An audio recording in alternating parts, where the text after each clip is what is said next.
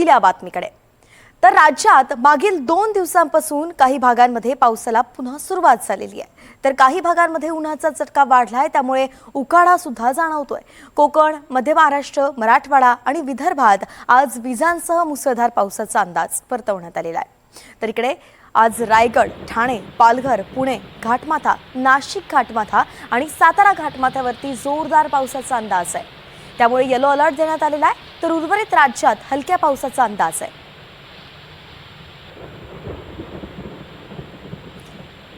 तर आपण ग्राफिक्सच्या माध्यमातून पाहूयात कुठे कोणता अलर्ट देण्यात आलेला आहे अगदी सविस्तरपणे.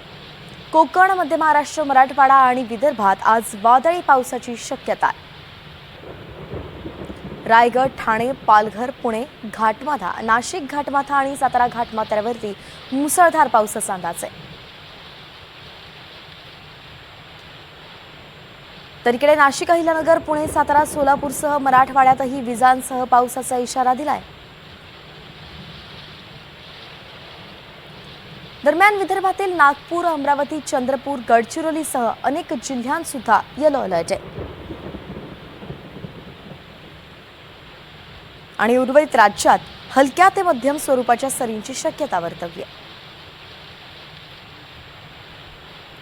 पुणे, अहिल्यानगर, बीड, परभणी, हिंगोलीसह विदर्भातील अनेक जिल्ह्यांमध्ये वादळी पावसाचा अंदाज आज वर्तवलेला आहे.